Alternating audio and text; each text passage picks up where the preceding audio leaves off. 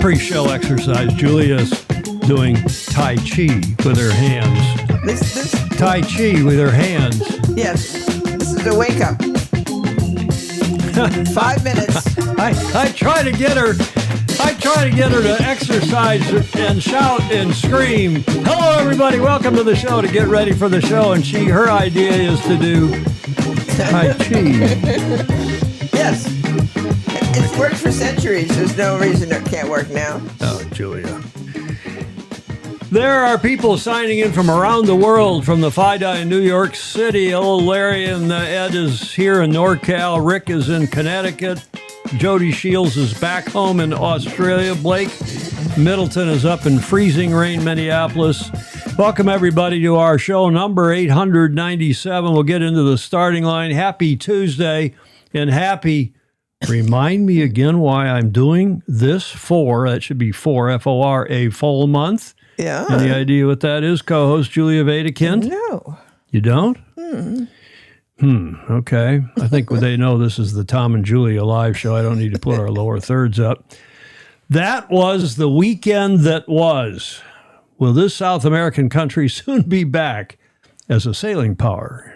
We ask you here on the show. It's a big deal. Yes. It is a big deal. We're teasing again the big announcement tomorrow, the 7th of January, confirming our previous one here. But I put a question mark on it because the decision, the announcement may be being delayed a touch. I'm not going to say how I know all that, but just let's stand by here before we get too carried away. Announcing our procedure for nominations, discussion, voting, and then the final announcement of Sailing Illustrated's Person of the Year. Yes. We did this to great acclaim last year. Remember who it was? Yes. Cole Brower.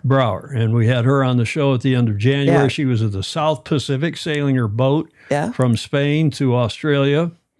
And thanks to Claire Harrington, who teed that one up. We had her live for quite a long time here on the show. Yes. Via Starlink, and it worked perfectly. Yeah. And she was our Person of the Year. But who will be our Person of the Year this year, meaning for 2025? We'll lay all that out in our And you segment. get to help decide it. Well, everybody on here does. Right. That's what I Exactly. mean. Very good point, Julie. Coaching Corner, John Emmett is enjoying the warm weather down under while it is freezing cold in the UK. Did you see that picture that came through from Magnus the Magnificent? Yes. I've got that in the show. Yeah. U.S. Sailing announces their 7th new Olympic sailing director since 2012. Oh. They've canned the Brit who was via Germany, who was running the thing since 2 years now, and he's gone, and we've got a new one. We'll tell you about her. She's actually quite good. World Match Racing Tour Finals, the World Championship underway in Shenzhen, China. We'll tell you about that. That's our feature today. And, of course, the last leg. I got one photo from Richard Gladwell and one video from Dolly DeVola about kids in New Zealand and Australia, respectively, just doing great things in our beloved sport. That will be our last leg today. This day in history, Whiskey Tango Foxtrot, and, of course, our fantastic friends of Sailing Illustrated, Julia. Oh, yes. That's the best part. Who's your favorite Fozy? I don't have a favorite. What I like is the mixture. The mixture of all the different personalities, the different countries.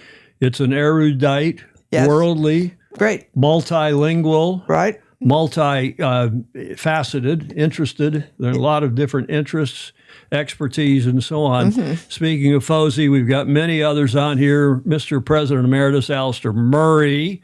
Hot here in Meetung, 39 degrees Celsius. It's going to be 42 on Friday down there at Alistair's holiday home, Alistair and Tracy, east of Melbourne, Australia. Commodore Harrington's checking in. You talk about a busy lady. I spoke with her this morning, but she only had about 30 seconds to talk because there's so much going on in her life. Oh, yes. In her new role as Commodore of New York And if Yacht it isn't Club. going on, she's getting something else going on. Well, exactly. We're very She's proud incredible. of her. And speaking of multi-talented, talented and faceted Fozy. Yeah. Chris Exley, hello from Great Chilly Damp, Massachusetts. Peter Taylor's in New York City.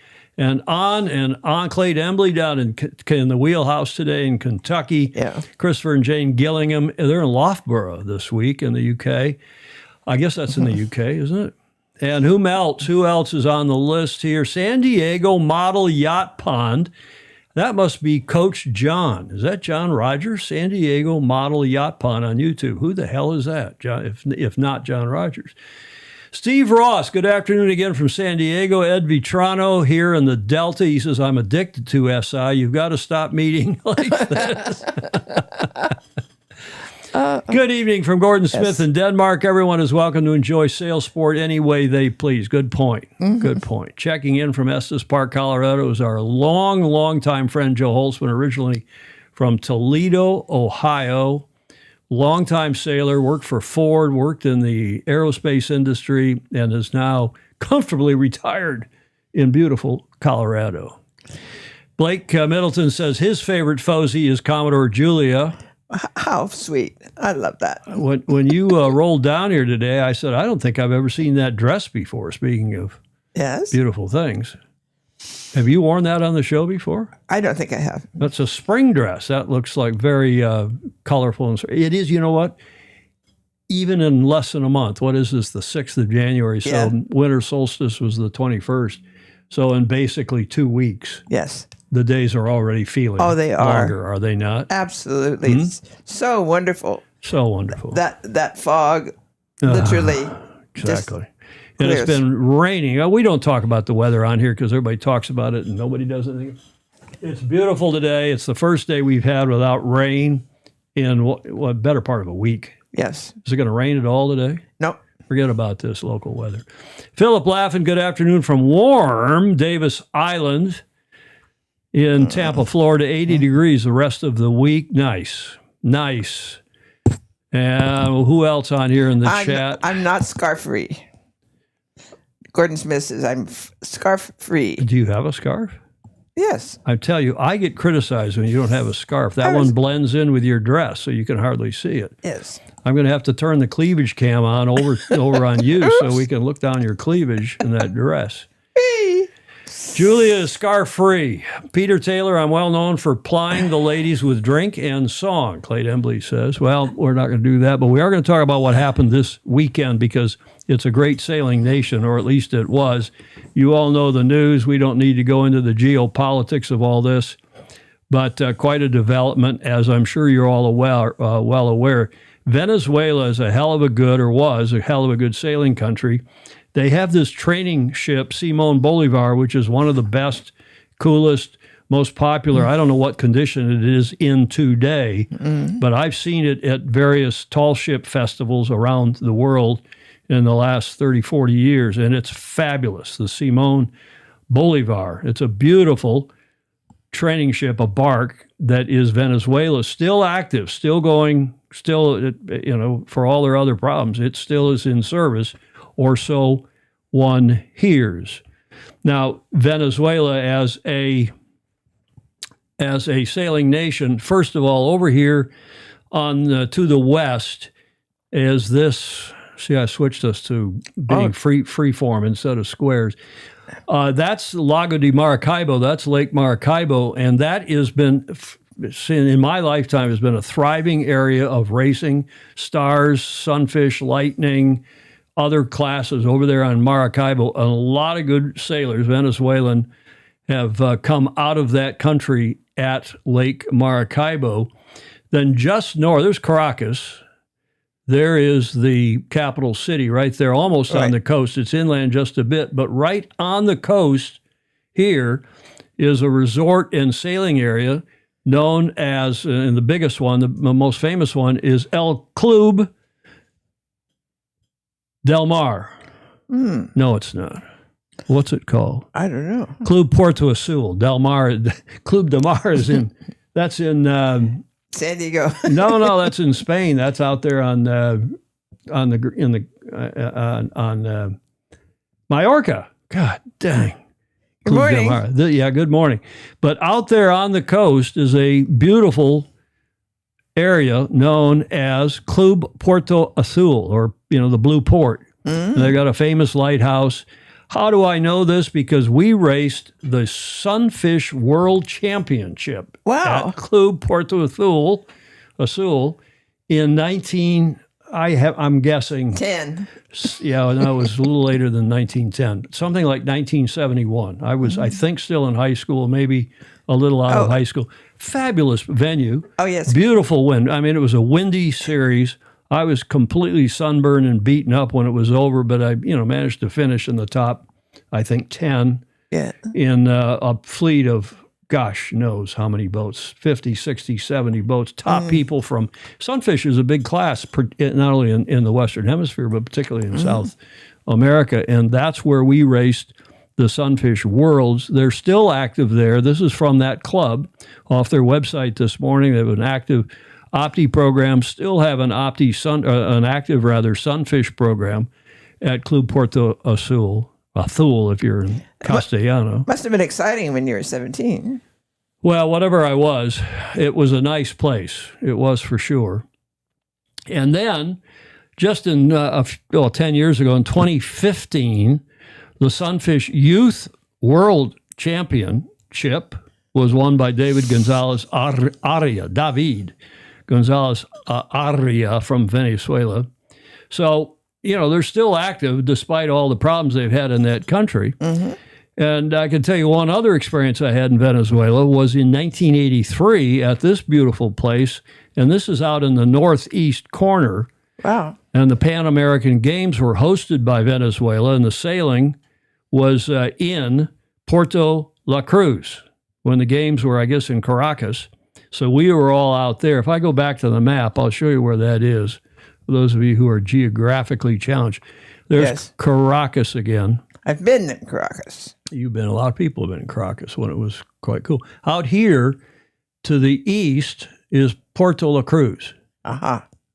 Puerto La Cruz. And that's where we had the Pan American Games were hosted in that city, and it beautifully done. I mean, we had a bunch of classes. I was on the jury.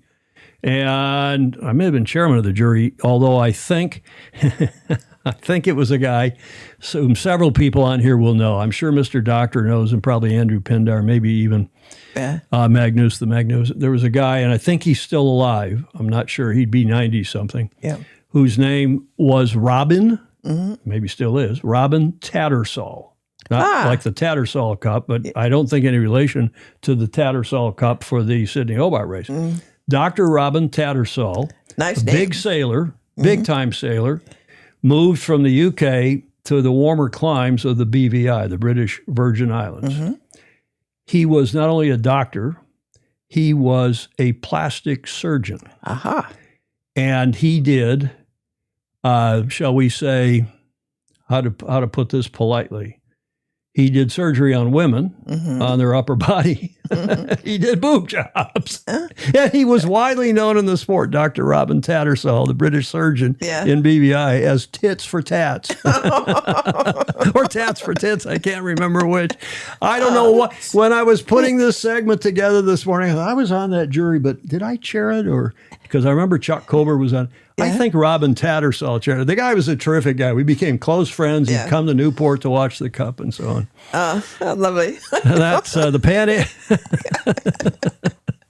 Pan Am Games at Puerto La Cruz in 1983. And we had a bunch of classes. I mean, in those days you had open and men's.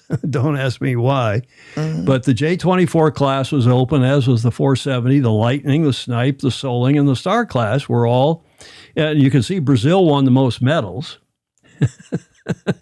Clay Embley says Dr. Tattersall installed flotation devices.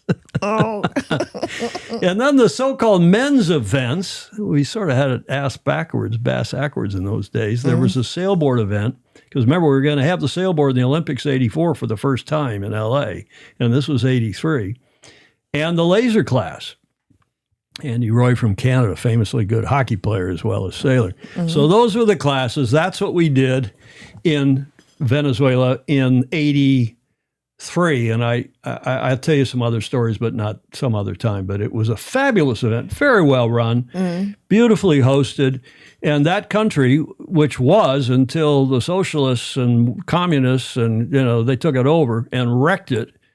And hopefully now it'll get sorted out and come back as one of the most affluent, wealthiest, vibrant countries, sailing or otherwise, in the Western Hemisphere. Yeah. Ted Ryman's, he's checked in from Cape Town. Someone mentioned. That's what you just heard. Turn my cough switch on, Julia. Jody Shields, that is my dream job. It would be titillating. Oh, my goodness. Oh, my goodness. Gave them there's Dr. Jekyll. That, of course, is Andrew. We learned last time that's Andrew McIrvin, Mr. Doctor. He said, gave them the T-shirt. Still alive. In fact, Andrew McIrvin now confirming up there in the chat, he's still alive, surgeon in the BBI, tits by tat. Robin Tattersall. What a great guy he is and was and presumably still is. John Collings checking in from Melbourne, and goodbye. He's off to sail on the J24 Natties at Sandringham, where he confirms how warm it is there in the Melbourne area. Have fun, sail fast, sail safe, John, and win. Hope you win, Julia. Have we ruined the show? Now we got to get something else here before we get knocked off the air by the censors at YouTube and Facebook. Yes. Steve Gruber. Oh, they're all weighing in now. I had the pleasure of getting to know Dr. Tattersall when I lived in St. Thomas. I also knew some of his clients. I have to turn my cough switch on again, Julia. Turn my cough switch on. Steve Gruber, he did good work. Well, I'm sure he did. Good luck on the J24 event. Blake Middleton bringing us back to reality here, Blake. Thank you. Yes. Julia, what are we celebrating today? They're going to think we've been on the piss all morning. What are we celebrating today? Well, it looks like a... You want a hint? That is a mocktail. Oh, yes. Okay, I believe that. So we are celebrating Dry January. Dry January. I mean, I don't know if we're celebrating or not, but that's one of the hot things going on right about now. Dry January offers a variety of opportunities for people to give themselves a boost, not only for the month, but perhaps for the months following as well. I guess those are mocktail, daiquiri mocktails. I think as Steve Gruber's got that right. Yeah. Right. Clayton Embley, sorry, I got to go back to Dr. Tattersall. I'm giving him a D for his work. Oh. Isn't that funny? No. You want to give him a finger wag for that? Come on, you can give him a finger wag. Yeah. A D, I think that's funny, Julia. Huh? Better than a C. D for daiquiri. No, D for a D cup. Does Jody do Dry January? Inquiring Minds, meaning Alistair Murray, wants to know. Clark Chapin, in 1971, the second Sunfish Worlds were in Porto Azul, so it was 71. Third, bronze was American Gary Hoyt, who wrote the book. Yeah, Gary Hoyt was a fabulous guy. Dry February is better. It's a shorter month. Absolutely. I decided that a long time ago. That's Mr. Dr. Andrew McIrvin weighing in on that, too. In a few countries like the Czech Republic, the non-drinking month is actually celebrated as Dry February. But no matter when it is, the concept is the same, bringing balance and health, Julia, Yes. to thousands of people by helping them reset their drinking habits, and this being the drinking show of the sailing habit. Right. And I have, you would again be disappointed and think poorly of me if He didn't have a film. Hey guys, Oh, hey. Oh, hey. does anyone want to do Dry January with me? Dry January? Yeah. Oh, it's not like you drink only like dry white wine for the month of January. Oh. No. Maybe like a dry vermouth, something Yeah, like that. dry martinis. Or sherry, champagne. nice. It's a great Yeah. idea. You know, come up with let's this do that. yourself. It's where you eliminate alcohol for the entire month of January. Oh, like during the day. All the time. Not at weekends. All the time. Go off drink for all of January. Yeah. Are you insane? I can't think of a better month to drink than January. Yeah. I mean, it's freezing. It's dark at 4. You're back to work. You've no money. No plans. It's miserable outside, and now he wants it to be miserable inside. People do dry January, okay, for health reasons, and I thought it would be good. Wait, are you pregnant? What? Going off drink for January? I mean, that's like going off sunscreen for summer. Or leaf collecting in autumn, or you're magnet fishing in spring. I thought we all drank a lot over Christmas, so... Yeah. I was building up a tolerance for January. Really? I'm sorry, Joe. I'm out, okay? Well, thanks for your support. January? I mean, literally any other month but January. Yes. Okay, fine then, February. Done. Yeah, No dry problem. February. Deal. Easy. Yeah, Okay. yeah. Okay, Great. Hold on, League of Ireland starting back up in February. Oh my God, in the Six Nations. I forgot about it. Yeah, Can't be yeah. February. Just dry March then. Paddy's Day. Paddy's Day. April. Well, you got Easter then, so you got to come have on, booze at May. Easter. Yeah, the bank holiday. Oh, that's a great June. one. June, the start of the summer? No. What about July, maybe? It's the hottest month of the year. Oh, that's true, it is. Or Oh, August. That's my birthday. Oh, that's going to be right, fun. okay. September, maybe? National Plant Day. That's the big Oh, one. that's the good. big Yeah, one. yeah. October. No, there's a tax return, so Oh, glug, you're not glug. going to get through that. Yeah. November? November. Diwali. Diwali! Oh my God. Oh, yes. can't believe I forgot about Diwali! Yeah. Diwali. Yeah, the Hindu festival of light. Yeah. I know, they don't drink alcohol at that. They don't. Yeah, I mean, then you're right back round to the city season. Yeah. So, I mean, that's Oh, kind of just pour me a glass of wine, will you? Now, I thought this was cool for a couple of reasons. I'd never heard of these guys. They're Irish, obviously. Yeah. And they're called Foil Arms and Hog. And I thought, God, are they sailors? Do they have something to do with foiling and Yeah. foiling arms on an AC-75? And no, they're not. It's a comedy group. I guess you in the UK probably know these guys or know of them. The group's name evolved from nicknames each of the members had for each other. Foil, Sean Finnegan being the comedy foil. I guess he's the one on the left.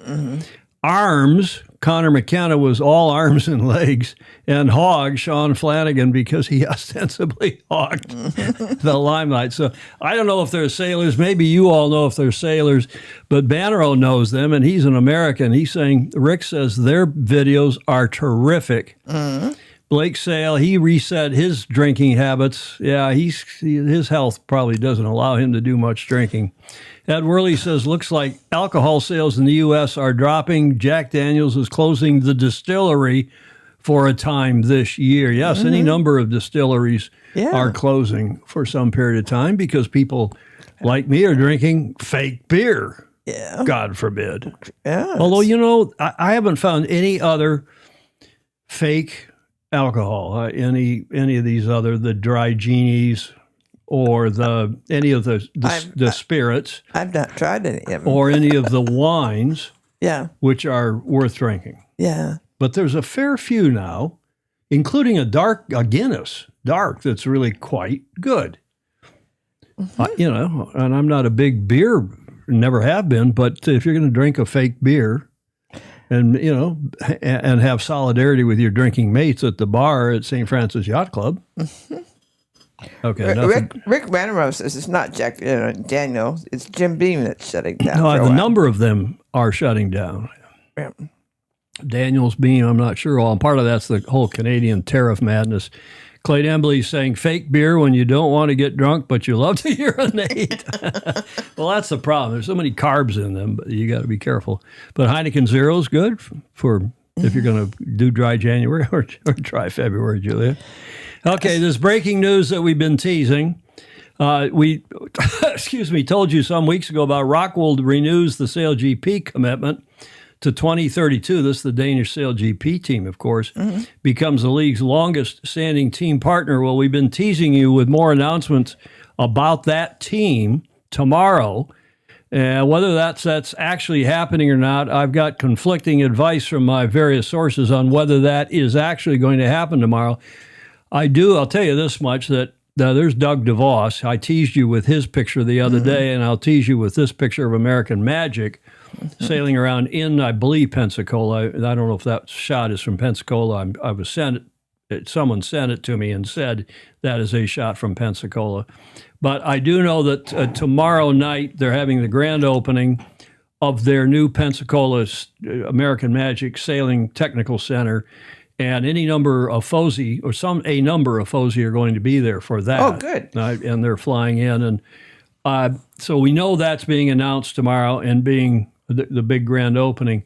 But there may be a couple other announcements coming out of there tomorrow about Sail GP and about Youth and Women's America's Cups. Oh, good. So we'll follow that. We'll see what announcements, if any, come out tomorrow. But if not tomorrow, they're going to come out one here's shortly, which gets us into the B block for today's show, number 898. Thank you very much for joining us.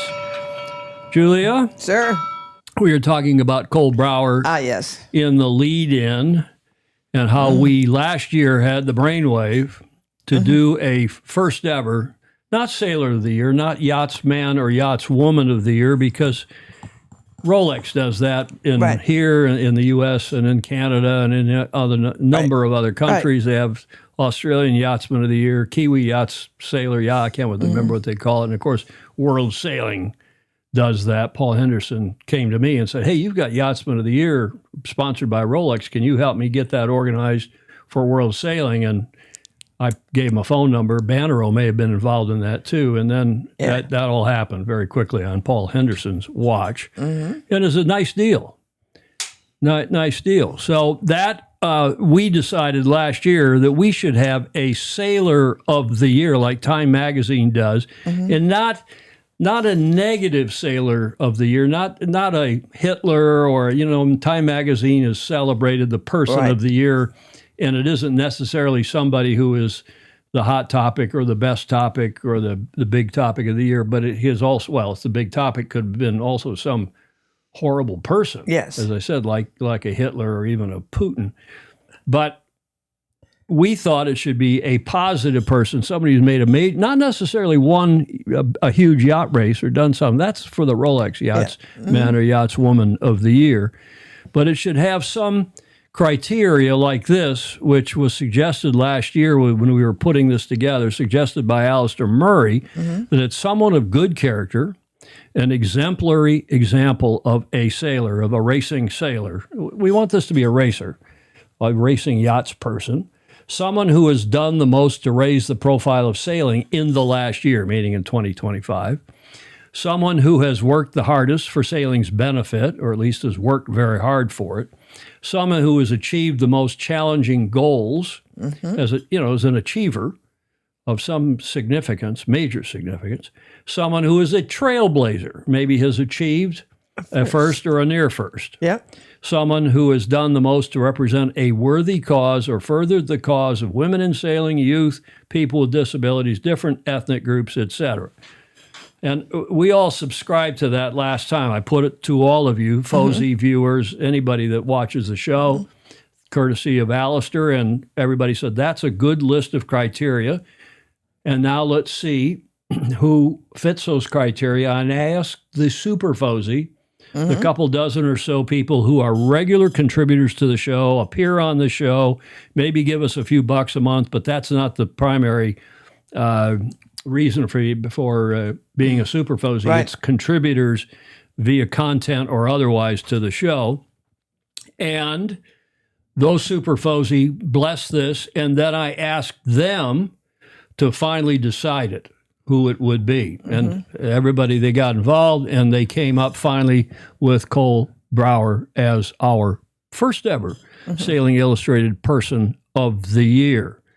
Now, before I go any further and tell you what I think the schedule will be, I'm asking your input on this, but Cole was the perfect choice. Blake Middleton is saying, was the perfect choice for the first person of the year. Well done, all. Ted Ryman says, Jazz Turner is my person of the year. There's our first nomination. We are, as of this moment, Ted, opening up nominations. Clark, I don't know if Clark is on, but we will go back and ask Clark to go through the chat here because we want to go ahead now and open nominations, Jazz Turner being the first from Ted Ryman. Gordon Smith knows, Clark knows who I want to nominate. Well, go ahead and tell us who the name is, Gordon, so everybody can see the nominees. Andrew Pindar, speaking of somebody who may be headed to Pensacola, Julia. Oh, yes. He's in Atlanta. He must be at the Atlanta airport. Ken Can't get many places in the southeast of this country Without going, without going through Atlanta. That's right. Laura Grandin. Bill Canfield nominates Laura Grandin. Okay, good nomination. Charlie Enright. Bing Bong. Bing Bong. William Sangmeister. Hello, William. Charlie Enright. Okay, Gordon Smith says, Oi, Ted, that was my nomination. Okay, so we got Jazz Turner now double nominated, Laura Grandin, Charlie Enright. Ed Worley, Paul Card meets a lot of those checkoff boxes for me for this year. Clay Embley says Claire Harrington, she broke a barrier this year. There's another nomination. So we're getting these nominations in as we speak.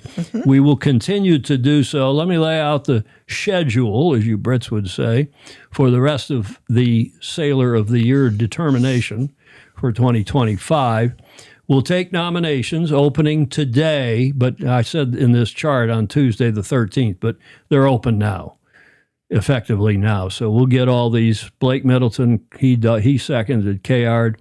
From all Fozy, from all viewers via the live chat, as you're seeing right now. There's another one. Rick Banneros is Hannah Stodel, World Sailing's para champion, the staff member in charge of para. There's another great nomination. All these are terrific nominations from our viewers, from our Fozy, and beyond. So nominations open now, today, and will continue through next Tuesday. That's what I should have said in that chart. Nominations will close, actually, on close. Then the Super Fozy between the 13th and the 16th, between next Tuesday and next Friday, they will cull through all of these nominees, and they will nominate, tell me what, 4, 5, or 6. It's up to them. We had 6 last year. I think 5's probably a good number, but whatever they decide, the Super Fozy, they'll do that offline in the meantime between next Tuesday and Friday, the 16th, and we shall announce those, Julia, on the show next Friday, the 16th. Great. The nominations. And then we will do what we did so successfully, I thought, last year on Tuesday, the 20th of January. After we know our 5 finalists, or whatever the number is, but presumably 5, give or take, on Tuesday the 20th, we'll have a Zoom panel of Super Fozy who will give final pitches for each candidate. So I'll ask whoever's nominated the person or somebody who wants to speak on that person's behalf, that nominee's behalf, to come on via Zoom. We'll have the big Zoom gallery up, and then each of the nominees will be pitched by one of the Super Fozy. Yep. Okay? Good. And after those pitches are given, then voting will take place during the show. Same as we did last year. Clark Chapin has once again kindly agreed to be the electioneer. He will be in contact privately with the Super Fozy during the show. And at the end of the show, Clark will come on and tell us who has won the Sailing Illustrated Person of the Year 2025. And we'll announce the winner. And then, Julia, ASAP thereafter, we'll try to get that person on the show live, as we did with Kohlbrauer last year. Right. Does that sound about right to you, Julia? Yeah, it's smashed from a time You don't sound enthused. Well, I am. You don't sound enthused. That's actually about the same timing as we used last year. We did it all in a week or so last year. Okay. So what I did, when you saw this morning when I was circulating a draft of that, I did narrow it down a little bit. I had it every Tuesday instead of having a Friday in there. Right. And I thought that was dragging on too long.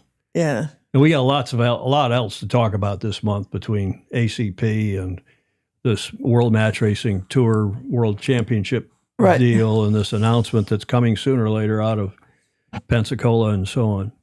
Tom Slingsby. Ed Vitrano wants to nominate Tom Slingsby. Okay. Is Pedro Foiling Sailors asking, are there 2 winners, male and female? No, we've got a bit of a natter about that. And the feeling is it should be one person, one Sailor of the Year, male, female, or otherwise. And that there was some discussion, Julie, as you saw this morning, too, about, and Rick Bannerow correctly raised this, so we did discuss this last year, because the Australians, for example, as Mr. President Emeritus Alistair Murray has reminded us, they quite successfully do a yacht club or organization of the year and a volunteer of the year. They have quite a number of awards. And I didn't want to get our person of the year kind of confused and cluttered up with other awards. Just make it like Time Magazine, a person, a yachtsman or woman, a racing sailor of the year for their major contributions and so on. And then maybe down the road we do something with an organization, club, class, otherwise. Yes. Can we interview 225 winner live from the Indian Ocean like Cole last year? Blake Sales asking. Yeah, perhaps. Jazz Turner, Ted Ryman gave a great reason why. And on what swung Jazz for me. Ted Ryman's already pitching here. That's good. What swung Jazz for me was her heroic recovery of her beached boat. Remember that video, Julia? Near Ramsgate, crawling along wet, cold rocks to move her anchor. I can't imagine how hard that was for her to succeed at. And, of course, her wonderful personality. Bravo Zulu Jazz. Yeah, I think she is going to be a favorite candidate of any number of people. Yes. Okay. Does that procedure sound okay to everybody? Anybody violently object? And don't forget to nominate somebody who you have in your head. What do you mean? Well, I mean, who somebody they thought of that should be nominated. Yeah, of course. Exactly. Sandy Purdon is on, saying it should be Claire or Paul. Hello, Commodore Purdon down in San Diego. Okay, so Clark Chapin will, I texted with Clark this morning, emailed with Clark, and if he's not on live, I haven't seen him, but he will go through, no doubt, and look at all these nominations. And nominations will remain open through the end of next week's show. So on Tuesday the 13th, when I thought we were going to open them, but I think we'll close them then, and we can talk about this again on Friday if anybody is so inclined. Alistair Murray, speaking of Tom Slingsby, congrats to him and his wife on the arrival of their second child, Luca, on the weekend. That's Had nice. not heard? Yeah. Thank you, Alistair. Blake Sale says he violently approves that procedure. That's good. Chris actually agrees. Looks like a good procedure. Ed Worley agrees. So it's simple, clean. It's the way we do things here because I'm not very smart. I can't do anything too complicated, Julie. I couldn't keep up with it. Come on. Okay. It calls for the violins. Well, when you get old and you're just a simple country boy from Michigan, you got to keep things simple. KISS. Yes. Huh? Keep it simple, sailor. Stupid. Kiss. Ed Vetrano's nominating John Emmett. There's a nice nomination. I don't think John's going to be on the show today. He's moving about down under in Australia. Speaking of John Emmett, let's get to his report. John Emmett's coaching corner. Super Fuzzy John Emmett, who is in Australia after reporting for us from the Sydney Hobart. He was last in Tasmania, and I'm not sure where he is now, but at least it's warm. Yes. Hi, Tom, Julia, and all the Fosy. So the Down Under summer continues, and I've got to say, I don't think I'm going to get Lily back in the UK in winter time. In fact, this weekend we actually had an event cancelled because they said it was too cold. But my mum was quick to remind me when I was a nipper, I actually went sailing in snow and ice, and I guess health and safety and looking after volunteers and things like that has perhaps moved on a little bit. Perhaps we're more risk averse. But anyway, I feel very sorry for the people who miss their racing. I think personally I'm off to Brisbane soon and I might have the opposite problem where it's a bit hot for an Englishman, but that sounds very much like a first world problem. And I think it's very important to do the travel and to meet different people. One of the things I see, and I have done short videos on it, is the importance of a good training group or just a good training partner. And that's why we see that people who work together, actually the sum of the two parts is greater than the whole. I think sailing is such a complex sport. You can always learn something from absolutely everybody. So I do encourage you, get out, train with different people, and also just to try and be as inclusive as you can. And I think there's often a lot of misunderstandings about how trainings and things work. Now, of course, sometimes you have squads and it's going to be, secret squirrel in a box, only people can join. But actually, from a coaching's perspective, we're often looking to get 10 boats and do medal race type scenarios. So if you don't ask, you don't get. And also, I think with world sailing, I think a lot of people will be not very happy about this or that or the other, but probably they don't actually speak out. And actually your first port of call is normally the MNA or the people who are on the committees who are voting rather than the executive. And I think it's really important to understand how decisions are made, because if you want decisions to be made in a different way, you need to be looking at communicating with the right people in the right way. And we have an English expression, better to be inside the tent pissing out than outside the tent pissing in. But the next couple of years, and I know people have got quite emotive, but the next couple of years it's going to be quite important decision making for the Olympic classes. But actually, the Olympics is only a very, very small part of sailing. And already I'm starting to think about grassroots back home and Castle Cove Sailing Club, because we're just renewing for another year, sorting out boat park spaces, and actually a lot of volunteer work, repairing pontoons, etc., at slipways is done this time of year. And it's a very nice thing to be part of a volunteer club. And I can say so far I have been made so welcome in Australia. And I think that's probably one of the key ways that we can make our sport more accessible, is literally to be welcoming. And on that note, for those of you who are sailing, sail fast, sail safe, keep having fun. And for those of you who aren't, why not? Why does John have such a big microphone? That's the biggest comment here. Does John need... To be fair, I don't know why he's carrying that mic around. This is the same mic as this. It's the podcast standard microphone. It's a Shure SM7B, which you'll see it's been around for, 40, maybe 50 years as a radio, the SM7, then the SM7A, and now the SM7B, and they've got another one.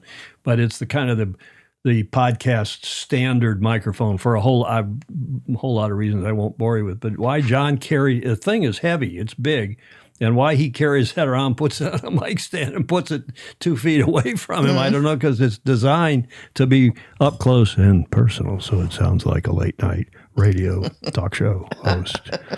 Or a pornographer or something, I'm not sure. This show is out of control today, Julie. We've talked about tits for tats, and we've talked about the cleavage cam and nippers, and oh my goodness. Blake says, as a little nipper, I enjoyed sailing in snow and ice conditions. I once had a boat. Joe Holtzman will remember this. Clark, if he's on, there was a boat produced in the upper Midwest in Toledo, Ohio, called the Nipper. Oh, yeah. I'm not kidding. It was a junior. It was designed to be a little single or double-handed boat. It had a cockpit. You'd sit in it, sit on it or in it, and it was a boat for kids, and it was called the Nipper. And if I remember well, then they put a jib on it and called it, I'm not kidding, called it the Slipper. And it was a terrible nipper. Julie Ahrens, welcome back. Haven't seen you on in a while, Julie. Jazz should definitely be nominated. Paul should be a candidate, and Claire. But Jazz has shown us such courage and determination. She has earned the title. Paul's accomplishment are their own rewards. The Commodore position is also its own reward. I love to see Julie Ahrens back. Hope your health is good. And or at least stable. Julie, I know you've had a rough patch as well. That was LBJ, not English. Mm-hmm. Okay. You know what that reference is, Julia? No. It was accredited. It was the comment, it's better be inside the tent pissing out. Yeah. You talk about, this show we've lost the plot here, Julia. No. Huh? I know I could have to start Yes, waving your finger around. Yeah. He is to whom that he is the person to whom that comment is attributed. How did I get my grammar right there? Wonderful. It's better to be inside the tent pissing out. Yes. Lyndon Baines Johnson, LBJ, the president who succeeded JFK after Kennedy was assassinated. Right. Alistair Murray's off to a meeting. Catch the rest in replay. What sailing event was canceled, John? Yeah, I don't know what's going on. Vitrano. Ed Vitrano wants to. Russell was one of our finalists last year. Alistair Murray has microphone envy. I wonder if John. What is it when a guy's got a big car or a big something? What's that expression? I don't know. Oh, come on, you do too. Okay, I'm not going to pursue it. Maybe I don't want you to. Joe Holtzman is correct. He believes that Ray Green, which was the boat builder in Toledo, one of the boat builders in Toledo, Ohio, built the Nipper. You are absolutely right, Joe. That's correct. The whole pissing thing depends a lot on whose tent it is. Steve Gruber. Oh, Julia. Yeah, okay, guys. Now, talking about the weather and not doing anything about it, apparently it's frigid in the UK. Now, how do I know that? Because this photo came through. Did you see this morning? Yes. Came through from Magnus the Magnificent, and he said it's a live shot from the Needles in the Isle of Wight in Great Britain this afternoon. And one of the super fozy, I think Andrew Pindar shot right back. He said, "You shot a gull?" Live shot from the Needles. Apparently it is cold as can be this time of year. And I promised Julia not to say anything about global warming or climate change. Promise? I promise. Okay. Ted Ryman says, John has a big black mic. Impressive. Well, once you go black, you never come back. Isn't that the expression? Oh, my goodness, Julia. Now, Let go. now we're going too far, I think, with that one. That's John Emmett's Coaching Corner. This is a Tuesday, too, not a Friday. It's gotten into Been a us. long weekend. I guess it's being out of sync with all those holidays in the middle of the week. I know. We couldn't remember what day it was. John Emmett Sailing, get to the front of the fleet. It's a Tuesday. It's show closing in on 900, Julie. Maybe they're trying to tell us something. We should wrap this up after 900. Two more shows and call it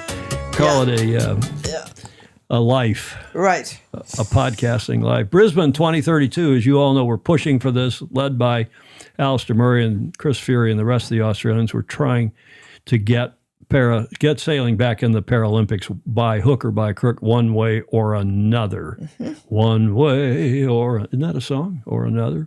Yes. There's some other crude comments up here. It's why I drive a Mini. Fatal Foiling Sailor says.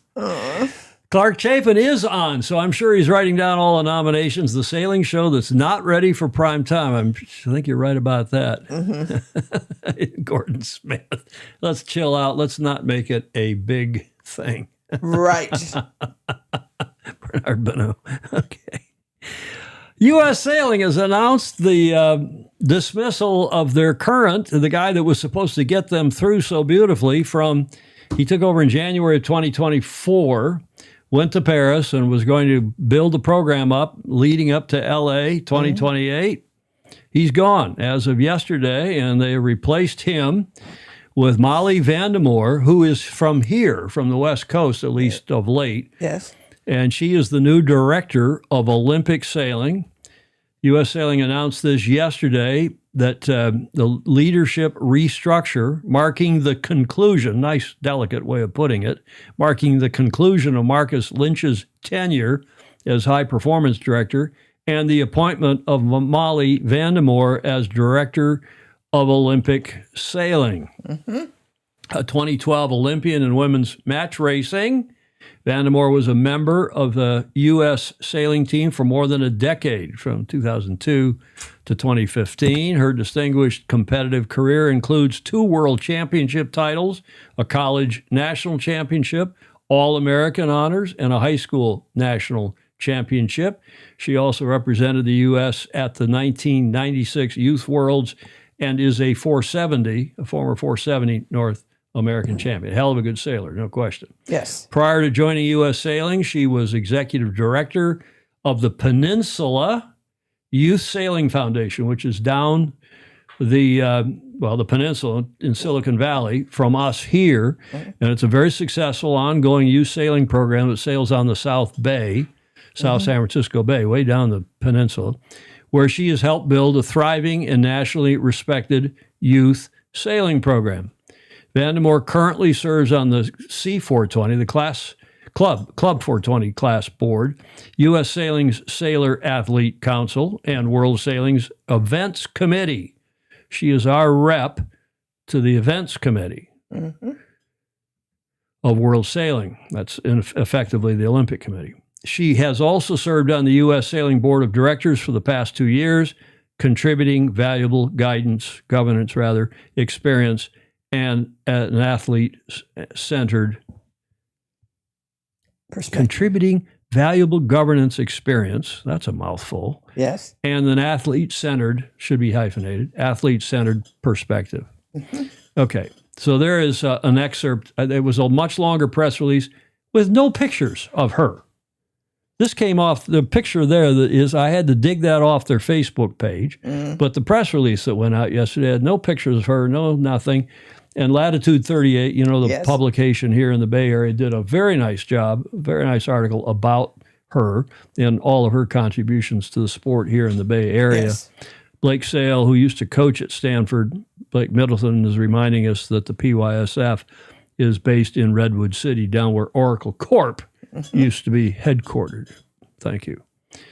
You can only reorganize an important program so many times before people understand that it is doomed, Gordon Smith says. Dr. Jekyll, meaning Andrew McIrvin, Mr. Doctor, saying, but her husband was dismissed from Stanford as the very successful Stanford University coach.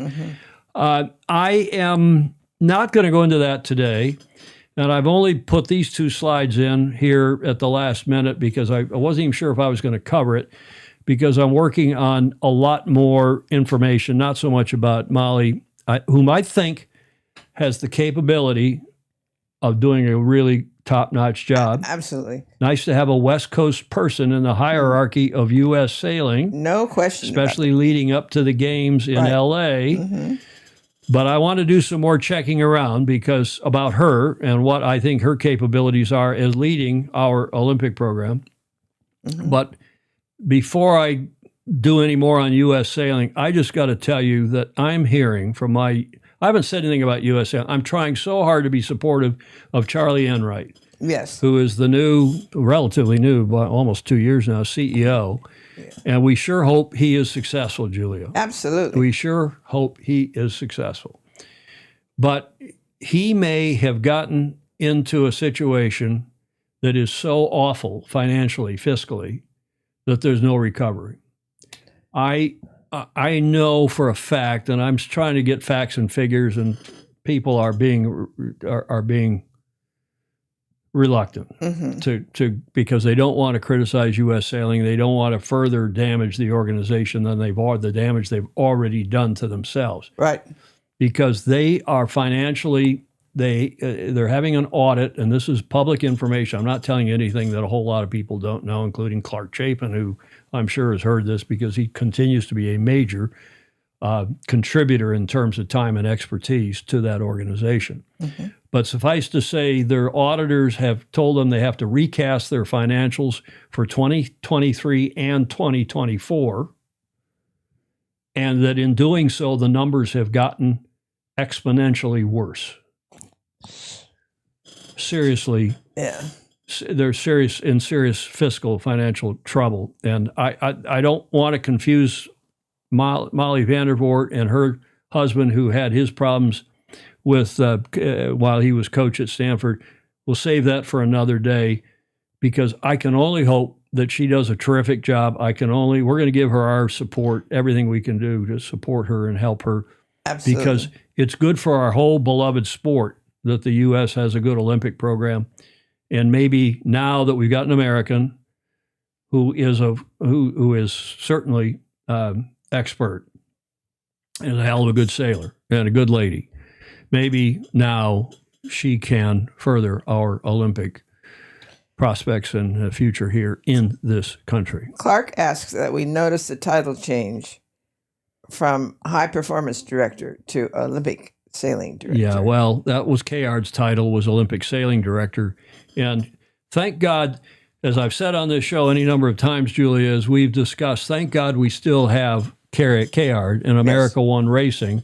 Right. And Billy Rue and Tracy Schoonmaker, who's running the late great Ding Schoonmaker Sailing Foundation, the New York Yacht Club Foundation, the St. Francis Yacht Club Foundation, the other yacht clubs which are helping so much, Dawn Riley and the gang out at Oyster Bay, Texas Corinthian Yacht Club, Lauderdale Yacht Club, and I'm missing some probably. But there are so many people that are trying hard. I hope they get behind Molly. Hope they get to supporting all of our Olympic athletes. I hope they do it directly too. Find like Commodore Peter Bretschker is doing down at Balboa Yacht Club in just a few days here. He is hosting a big fundraiser out of the goodness of his heart because he likes Justin Callahan and he likes Justin's brother and family.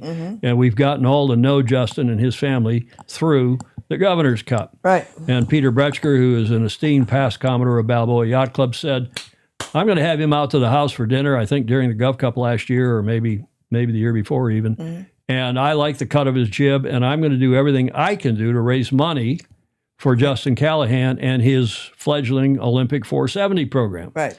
Justin goes out to the first 470 regatta. Who's sailing with him? Somebody will know in the chat. Anna Weiss? He's sailing with somebody in the 470, and they went out and won the regatta. Great. You know, the North Americans or the Olympic classes regatta at Long Beach. I can't even remember what it was. So bravo Zulu to people who are supporting athletes directly, and bravo Zulu to the organizations that continue to support these our Olympic program. The Croutonicism at U.S. Sailing notwithstanding. Lara Dahlman Weiss. Thank you, Claire. Lara Dahlman Weiss, we'd probably say here in this country. Okay.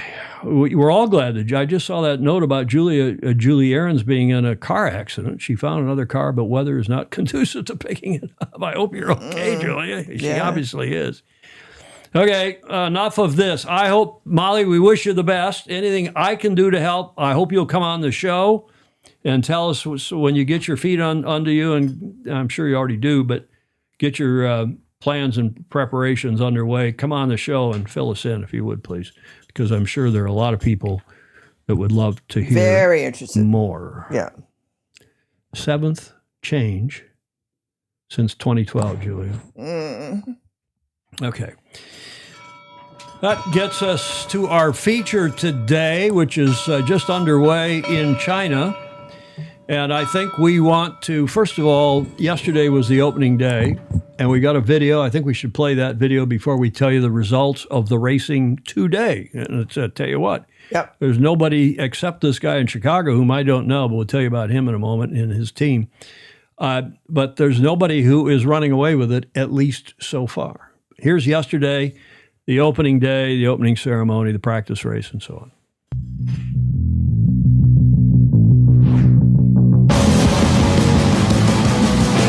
We're here on the opening day of the 2025 World Match Racing Tour Final in Shenzhen, Boan. Today's the practice day, so all 16 teams. There were 12 teams last year, we have 16 teams this year. They're all practicing today. But as a new initiative we had this year, we have this thing called Champions as Mentors, where we've had 40 youth sailors from all around Shenzhen and Hong Kong and neighboring cities come and meet the professional match racing sailors, and they had a masterclass from them this morning and this afternoon, and they had a chance to go out sailing and ask them questions and learn a little bit more about match racing. They're fleet racing sailors, and the whole idea behind this is really to inspire them into what match racing is all about and a different type of racing in sailing. A couple of them on my boat wanted to go back at it, so it's good to have them excited about it. They all kind of started to put it all together and listen and ask questions, which was really good.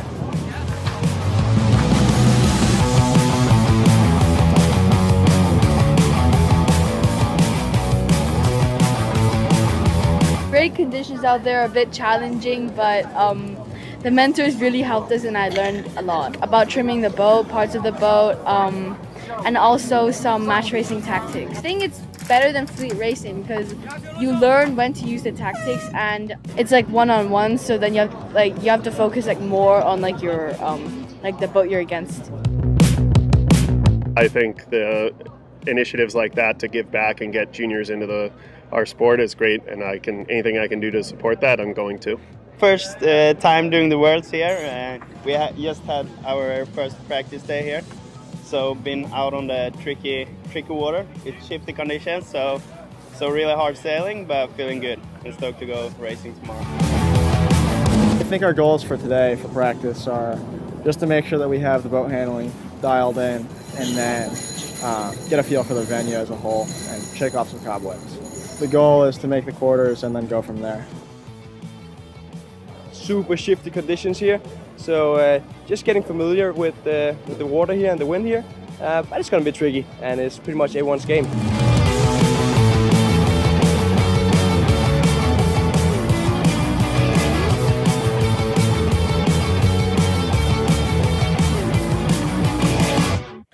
Yeah, the music notwithstanding, James, our super Fozy, James Pleasance, with whom I've been texting back and forth. In China this morning, James, of course, the executive director of the World Match Racing Tour, superb job that he does.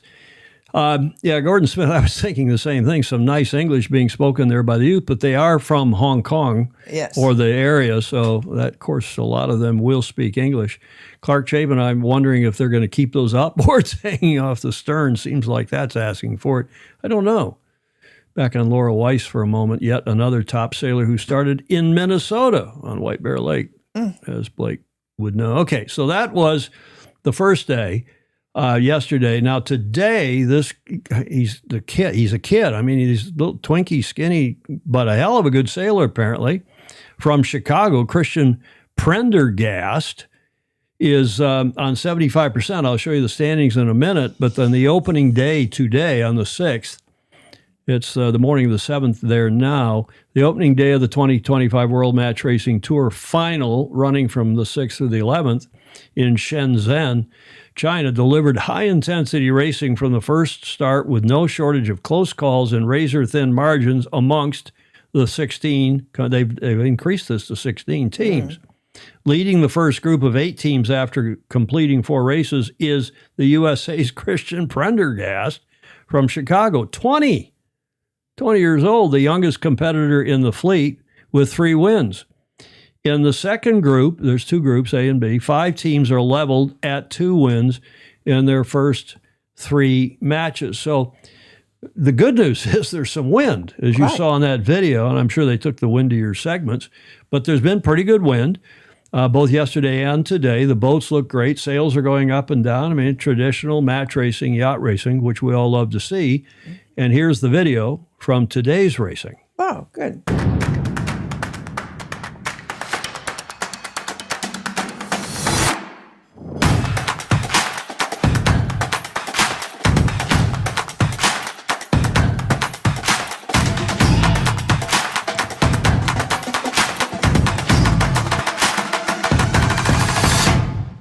So we're here on the opening day of the 2025 WMRT final here in Shenzhen, Boan.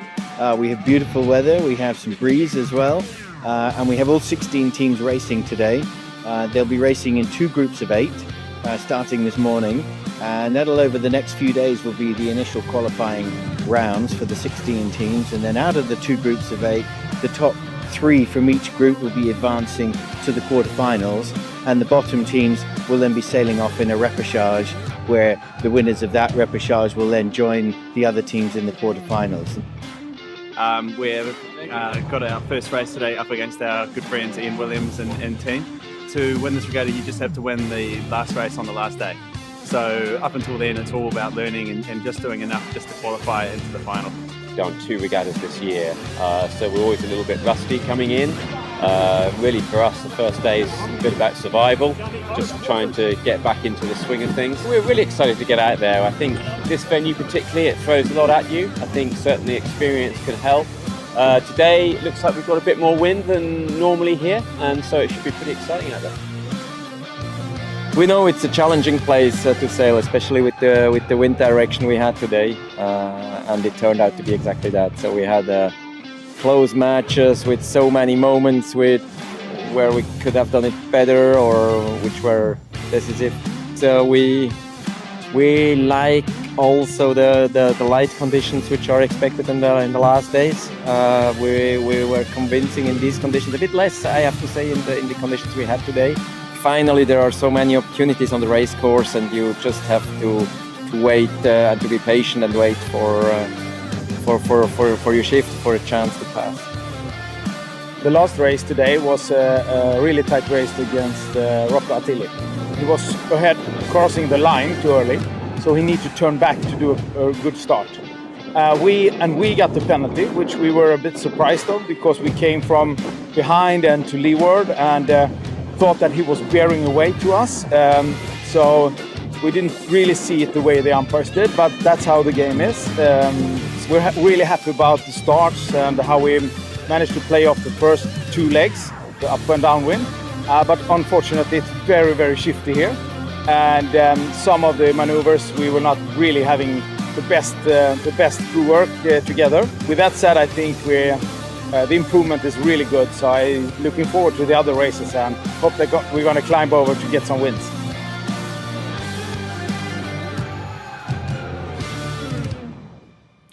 Julia? What? A couple of nice videos. Yes. I was asked after Tuesday's show, Friday's show, last week's, the last show. Yeah.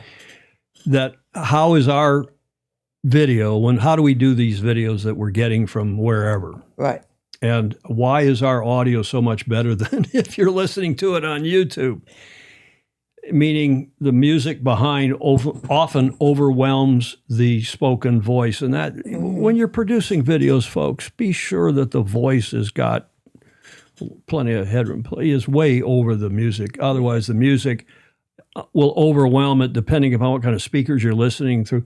We actually take these videos, first of all, and download them. I have special software that downloads them wherever we get them, Facebook, YouTube, Insta, wherever. I'm not going to go into all that. But then when I play those videos back on the show, I EQ, I change the frequencies, they equalize the audio track to emphasize the voice range of the audio so that the music gets de-emphasized vis-a-vis the voice. And I've been asked that, I don't know how many times, and I finally told whoever asked me that after Friday's show, I'll say something about it on the show. That's how we do that. Yep, motor's gone for today's racing, Clark says. Peter Taylor, who does so much volunteer work out at Oak Cliff with Don Riley and co., Larry Kennedy. Christian has been hot at Oak Cliff and Sewanaka Corinthian Yacht Club's WMRT events in the past, well, during 2025. Jody Shields, I hate when you get a penalty when you come from behind. Lots of great coverage. Lots of great Gov Cup. Young Fosey, yeah, indeed, graduates doing very well in the WMRT champs. And well, let's see if any of you has a favorite. If you want to try to pick a winner out of this, we'll cover it again, of course, on Friday. Racing aboard the match fleet of, as a couple of you said, these little Dolly said this, Dolly DeVola, Far East 28s are nice boats, fun little boats. This match fleet of Far East 28s in challenging and shifty conditions in Happy Harbor in the center of Shenzhen. The increased entry list of 16 teams were split into two groups, maybe they are groping, 2 groups of 8, with the first group racing during the morning and the second taking to the water in the afternoon.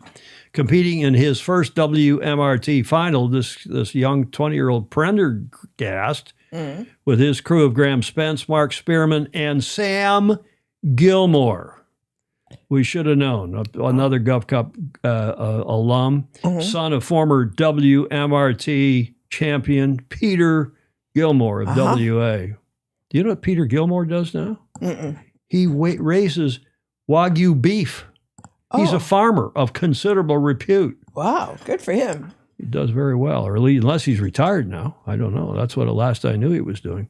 So his son, one of his, he's got 3 boys, doesn't he? Sam Gilmore, whom I know from Gov Cup, was quick to make an impact at his first WMRT final appearance with early wins over world-ranked #1 match racer Chris Poole, who, of course, is trying to get into the America's Cup on behalf of Sewanaka Corinthian Yacht Club. Yeah. Former world champion Nick Egnott Johnson, whose mother, we remind you, steered for Bill Koch in '95. That's correct. Leslie Egnott Johnson. And Sweden's Bjorn Hansen. So there's some real power there, to say nothing of 6-time winner Ian Williams.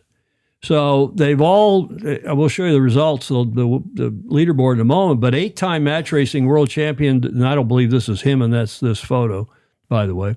8-time match racing world champion, defending Shenzhen champion Ian Williams, the UK GBR, experienced a slower start to the day. You saw him say in the video that he was a bit rusty, having only sailed in 2 match racing events in 2025. You remember, he was the rules advisor Oh, yeah. for Sir Ben Ainslie in Barcelona. Uh-huh. Remember that? I remember that. A brief man overboard incident, which you also saw in that video, added to the challenge, but the team recovered well and remains firmly in contention with 2 wins from 4 matches. They won 2 of their 4 matches in the opening round today. Mm-hmm. There is our hero, Yes. the executive director, and a favorite here on this show. He's been on, I don't know, Clark would remind us a dozen times over the years, the executive director of the World Match Racing Tour, James Pleasance, at presumably the opening ceremony. And here are the sailors, the teams, including the crew, Bravo Zulu, James, and co., not only listing the skippers, but all of the crews, and I'm not going to read them all. Yeah. But Poole, Monine, Berenson, Garetta, Piros, Tapper, Cole Tapper, Yes. Nick E.J., and Timothy Rossi. How many? 1, 2, 3, 4 Gov Cup, at least 4 Gov Cup alums there. Yes. Ian Williams, Tom Fouché, Rocco Attili, Christian Prendergast from Chicago, world ranking number 17. Pauline Courtois, the perennial Match in Pink by Normandy elite from France, the women's match racing world champion. Oscar Engstrom from Sweden, Jeppe Borch from Denmark, and Bjorn Hansen, also from Sweden. I mean, this is a top-notch lineup, Julia. Absolutely. Who do you pick? Too early to tell. Okay, well, here, let me show you a few standings. But as you heard Nikki J say, the only thing that counts is getting into the finals and then winning them. Yeah. There's a bunch of people on 50%, 2 and 2, except for Christian Prendergast from the Chicago, who's on 75%. He's won 3 of his matches. So we'll see if he is a flash in the pan, if he is able to maintain his momentum in Group A. And then in Group B, you've got a bunch of people on 67% because they only got 3 matches in. And they won 2 of their 3 matches, Cole, Timothy, Rocco, Pauline, Oscar. So it's close at the top. And of course, Jeppe Borch, who you never, ever count out, and Eric Monine, who you never count out, are, we'll see. There's a lot of racing to go, Julia. Yeah. Who do you think? I don't know. It's fun to see the alumni of the Gov Cup. Yeah.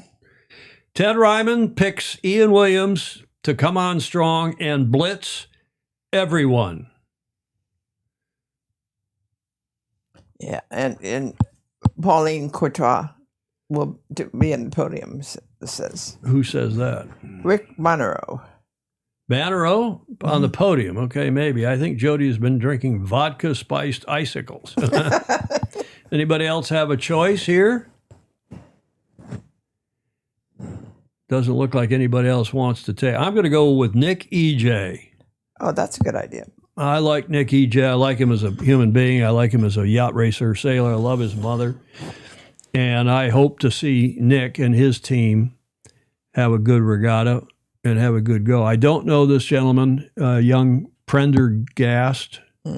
Prendergast, did I pronounce that right? Yes, you did. From Chicago. And I'd like to see him do well as well. And I don't think, though, he will be able to maintain the momentum when push comes to shove, when we get down to the short strokes, if that's not Croutonic to say. Okay, that's it for our feature today. We're an hour and 15 minutes into the show. Gordon Smith, Yepa Borch, but you can't bet against E&W. I think that's a good... It's the same for me. I'm with you, Gordon. I think Ian Williams has got as good a chance as anybody from just history, and he gets motivated. He's so smart. He's so good. Young guns are coming on, Bannero says. Rick, but this will be Ian's swan song event. 9 would be, is it 9? How many has he won? Has he won 8 already or 7 already? 9 would be a good number to sign off with. And TFE is, I think this whole show's in the gutter today. I think you're right, Steve Brewer. Been in the gutter. I don't know where my brain is. I guess it's post-holiday. And Larry Kennedy saying, nice young man. He knows him also because Larry does so much volunteer work along with Peter Taylor out at Sewanee Corinthian Yacht Club. That's good. Yeah. They do a lot. I mean, remember Larry is the bimbo. He does the mark placement and so on. They both do a lot of work as volunteers at Sewanee Corinthian and also at Don's shop there at Oak Cliff Sailing. This day in history, Julia. Okay. Speaking of somebody who a lot of people thought his mind was in the gutter a lot of the time. Someday I'll tell you about the dinner I had with him in circa 1980. I guess it was 80. Might have been 83. Robert Edward, you know who that is? Oh, yes. Ted Turner the third. That's your first clue on what happened on this day in 1976. 76. Well, that was probably a There's another clue. No, that's not Jane Fonda. The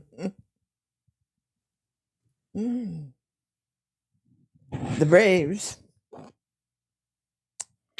While you're thinking about it, Pindar is predicting a resurgence of the World Match Racing Tour in 2026. Such a fabulous series, great sport, budget affordable, and genuinely the most sustainable international team regatta series. Nice. Steve Atkins asking, is it SORC related? Good. That's a good thought. Replying to Dolly DeVola, Jody gets a free pass in the bonus word testicle. CNN. Nope, he didn't do CNN till 79. Blake Sales got the answer. Ted Turner bought the Atlanta Braves. Claire Harrington's got it as well. Looks like the local billboard salesman to me. Ted Turner purchased the Atlanta Braves baseball team. And yup, Clark Chapin got it as well. That is the answer to what happened on this day in history. The Channel 17 owner, Ted Turner, to buy the Braves. This is from the Atlanta Constitution, the paper of record down there in Atlanta. For the tremendous, these teams are going for billions of dollars for $12 million. Now, why did he buy the team? And by the way, he's the guys that owned the team, a guy called Bob Hope, not the Bob Hope, but another Bob Hope, said, well, we'd like to sell the team. And he's sitting with Ted in the stands or someplace, I don't know. And Turner says, well, to whom? And he said, to you. And he said, what's the price? What's the price? And they said $10 million. And he said, Ted says, okay, I'll pay you 12, $1 million down, $1 million a year, and $2 million on top of that for the interest over the 10 years. And they shook hands, and that was that. Push your mic up in front of your mouth, would you? Yeah. So that was that.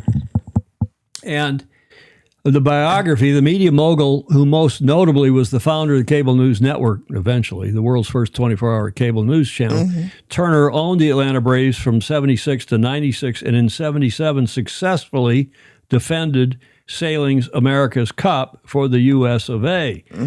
He donated, as probably many of you will remember, $1 billion, which seemed like a lot of money at the time. It is still Well, it is for me. It's not for you, Julia. Oh, gosh.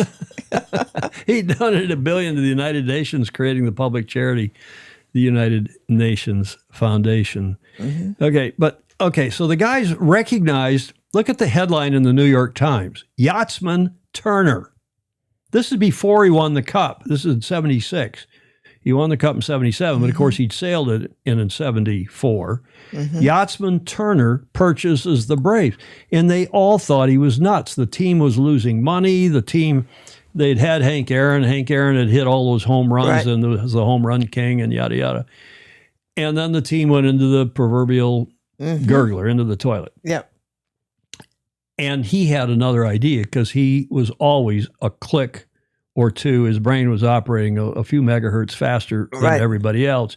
He had this crappy UHF television station, and he had the idea that by buying this baseball team, he could put them in all of their games, at least their home games, on his UHF TV station, and he'd have programming for the entire summer and beyond. And then he said, well, he was already into the CNN satellite thing. He hadn't quite pulled it off yet, but his station was up on the satellite, and I'll be able to send my team. It'll become America's team because you'll be able to watch it in every little market all over the country, wherever they have cable TV. Yes. Satellite TV. The Superstation, WTBS, right on, Clay Embley. So that was a brilliant stroke by Ted Turner, but he was more than that. He was a showman. He loved it, and he would sit not in the owner's box, but in the stands. Oh, Could I have didn't know watched each of his games high above the fans in his fancy air-conditioned skybox, but he didn't. That wasn't his style. He was a fan first and an owner second. So, of course, he was going to sit in the stands with everybody else, specifically right above the Braves dugout in aisle 105, where he'd shout at players and umpires just like any other fan would. He put it this way: I never could understand why owners like to sit up behind bulletproof glass sipping martinis. I sit in the front row. It's also really good marketing for him and his appeal. Back then, one of the biggest reasons to go to Atlanta Braves games was you never knew when Ted would do something, like grab his portable PA system and make one of his trademark announcements, like getting the crowd to sing together. On any given night at Fulton County Stadium, you might see Ted crushing beers, making pronouncements on his PA system, or even taking his shirt off during the game because of the humidity in Atlanta. And the fans, they loved him for it. One fan even described how sitting behind Ted Turner at a game was like sitting behind Caesar at the Coliseum. Caesar at the Coliseum. Julia. Yes. This guy, you could argue about JFK and the influence he had on the sport, and some of the Brits and the Aussies winning the Cup in '83, which comes after this, of course. But Turner in the 70s was such a well-known person for a whole lot of reasons, including and especially that he was a famous yachtsman. And he did a lot to promote our beloved sport as a super personality. And of course, a year later, the guy did win the Cup, and he was on the cover of Sports Illustrated on July 4th, 1977. Terrible Ted, the mouth of the South, takes command, the America's Cup leader, Ted Turner. And as several of you have suggested, he did get frustrated with his manager of the Atlanta Braves, and he sent him on vacation. He said, "You go take care of the minor league. I want you to go scout all of our minor league players in the minor league system and see what's going on. I'm going to manage the team." And he put on, what was it, number 27? Some of you know in the chat. He put on the manager's uniform. He managed one game, and he got this was complete. The ownership and management has to, there's all sorts of rules against that. But Ted wasn't going to stop Ted. No. He managed the game, and he lost 2-1. And he said, "Well, I did pretty well. Well, that's way better than we've been doing lately. We only lost by 1 run, 2-1. Number 27, Clayton Embley said. This is a sailing guy, and he did more for our sport. And there is a fabulous documentary on NBC on YouTube. It's 33 minutes long, so obviously I'm not going to play it. This is just a trailer from that doco. Sports question for you. Who owns a professional baseball team, a professional basketball team, and is an accomplished yachtsman? Ted Turner. Ted Turner. Ted Turner. Combine Captain Ahab, Red Butler, and Vince Lombardi, and you come close. I picked up the New York Times, and there was this story that said Ted Turner to sail in the America's Cup.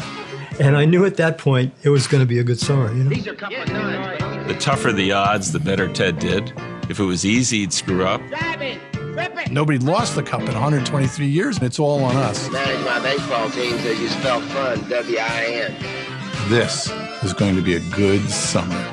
So there's some characters that many of you will know. Yeah, Clayton Embley, he was suspended by Bowie Kuhn, and everyone in Savannah wanted to hang the commissioner of I sailed against Ted in Sunfish, talking about sunfish. Did you? He was a sunfish sailor and a Flying Dutchman sailor, and of course a big boat sailor. Yeah. Offshore. Yeah. I mean, the guy was just, what a hoot. Yes. What a great influence. Courageous. Ted Turner in the 77 America's Cup. It's a documentary that NBC did 8-9 years ago, and it's on YouTube. You can watch it there. And of course, it was on this day in history, 1976, that Ted Turner purchased the Atlanta Braves for the princely sum, Julia, of $12 Well, million. that was a lot of money. Had anybody ever paid $12 million for a team before? Yeah, but the reason it was, that was not a major market team, and they were so bad. They were so bad. The idea of paying $12 million for that team was what was so surprising. It wasn't exactly the Yankees or the Dodgers or one of the other major market teams. Julia, I said it'd be a short show, and we're still an hour and a half. And we are to the last leg, and I've told you at the top of the show, teased you about these kids down under, both in New Zealand and in Australia in the last leg. And I have submissions. Again, I so appreciate the submissions we get from our Super Fozy and others. But this is an event going on. It's just wrapped up. Zofia, is that how you pronounce her name? Zofia Wells, Glendowie, BC, has become, this is in New Zealand, just the third female in over 80 years of competition to win the Tanner Cup for open regional competition in the P class. This is a cup that's been won by you tell me who. Russell Coots and every other top sailor who's come through New Zealand sailing. Only 2 female sailors have won the Tanner Cup. Double Olympic medalist, Sail GP and Women's America's Cup sailor Joa Ale, and 2024 Olympic bronze medalist in the NACRA 17, Erica Dawson. So this is another great step forward for not only a woman in our sport, but for our beloved sport. Sailing in northerly breezes, which struggled to get above 7.5 knots, Wells sealed her Tanner Cup victory with a win in the final race, putting her 9 points ahead of Lauchie Wills from the Howick Sailing Club. And I guess the Glendowie BC is the Glendowie Boat Club, who was the big mover on the second and final day of the Predict Wind-sponsored regatta. Wills finished second in both races 4 and 5, and then placed fourth in the final race of the day. The next 4 boats were covered by just 3 points. Wow. Underlying the intensity, the intense and unforgiving competition. That submission from Richard Gladwell. Thank you for sending that in, Richard. It was great to know it. Great stuff. And then from Dolly DeVola, we have a video of the another regatta that's wrapped up a few days ago down in Auckland. Look at these kids. Or sorry, not in Auckland, down in Australia. And look at these kids racing in this 11-footer class. Have a look.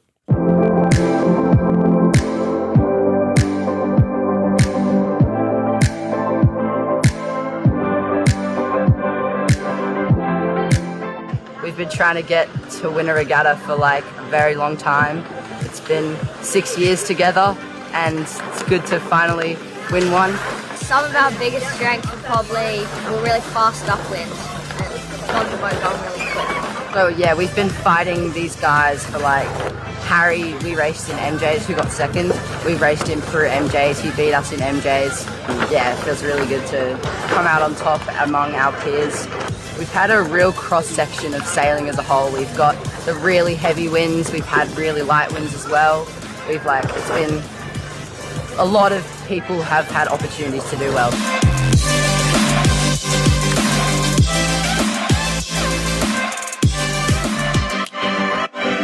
We actually had an awesome first race, but there was a massive knock just on the last little finish line, and we actually capsized to windward.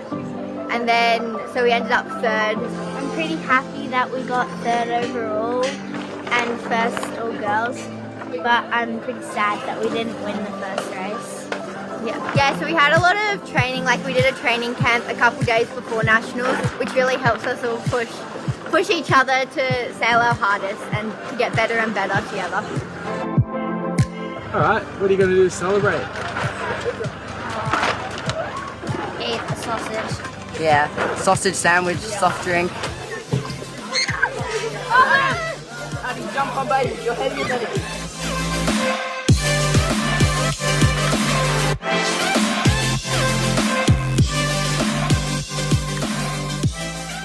The Flying 11s. Thanks, Dolly DeVola. Thank you for that superb video. I mean, it does just give you renewed faith and confidence every time we see something like that. Yeah. These kids, as several of you said, what well-spoken kids they are. Mm-hmm. And they're having a ball, win, lose, or draw. And did you see Jody's comment? That's at Lake Macquarie. I don't know if I pronounced that right. Macquarie. I don't know. Bow Outeridge video, Jody says. So it's on Lake Macquarie up there. And Wanji. Yes. In Jody's home turf right there in his front yard. Dolly, thank you for sending that through. Mm-hmm. And Dolly's also been sending, a couple other videos, and he reminds us that we currently, he says, up there near the top, we currently have 2 female skippers in first and second at the 16-foot skiff.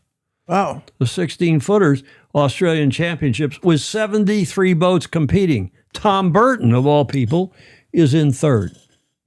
And yeah, we all love the name Cookie Monster of that boat. Julia, fabulous. Yes. Fabulous stuff. Thanks, everybody, for sending that along and for promoting that. We'll cover some more of that. Dolly, if you'll send me some more of the current stuff, we'll cover the 16s as well. Julia?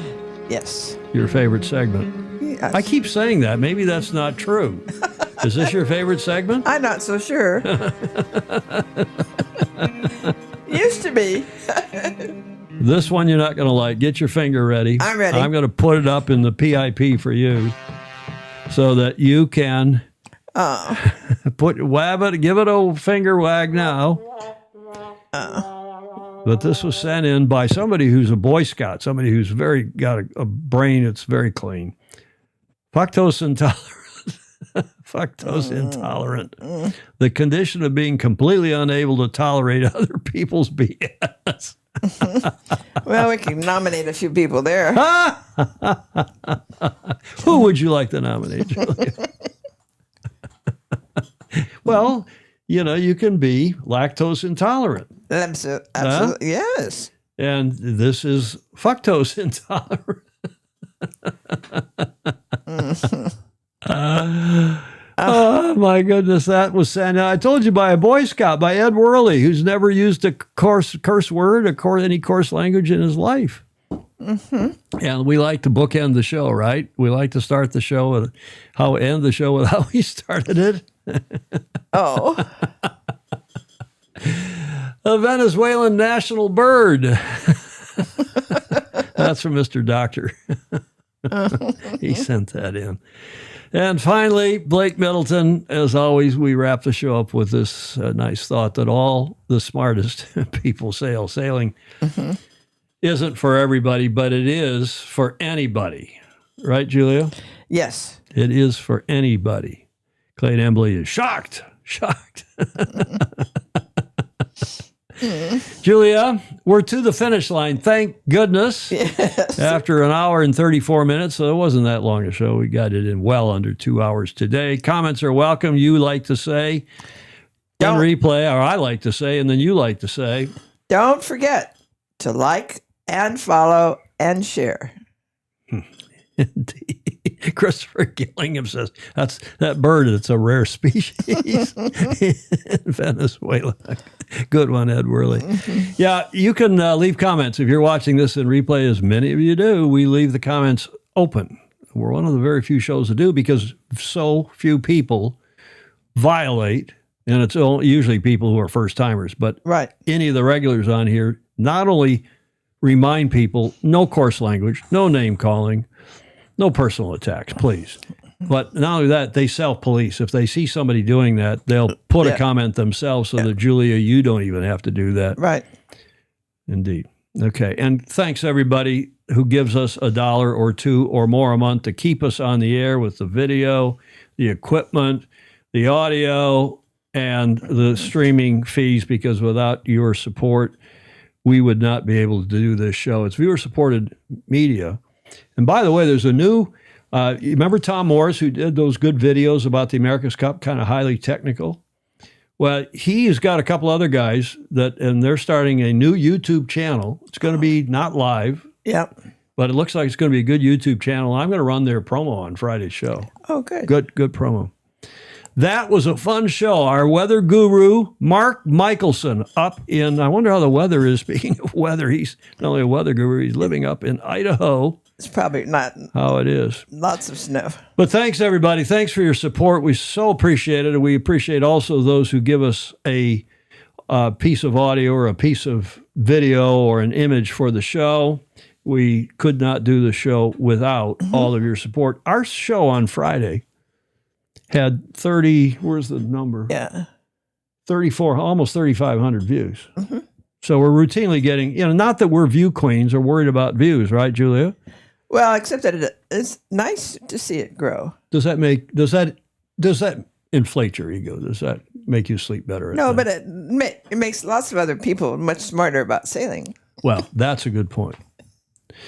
Blake says he's about ready for a new favorite photo show again. Okay, I have a person teed up to do that, so we'll do that. Thanks, Chris Exley and Mark and Ted and Patrice Rockland. Nice to see you on, Patrice. Yeah. Steve Gruber, sailing would be the only thing I have in common with Einstein, but anyone I know that doesn't sail has nothing in common with Einstein. Yes. Okay. Great show. Thanks to all of you. Borderline Alan Long. Are you back up here in the Northern Hemisphere? I wonder, Julia. I wonder if the reason wasn't Alan down in Belize, or wasn't he down in South America? Maybe he was. Maybe he's another one of our international men of mystery who's somehow involved in the military, or he's a spook. He's involved in the CIA or the NSA or something. I have no idea. Down there helping with the excision, is that the right word, of the president? I didn't say circumcision. I said excision. Yes. Of the president, Maduro. Maybe he was down there involved in that project. I don't know. Pedro, the show keeps me so informed. People think I'm smart. Thanks, everybody. Have a great rest of your week. We'll see you on Friday. In the meantime, sail fast, sail safe, and have fun. Indeed. Ciao for now.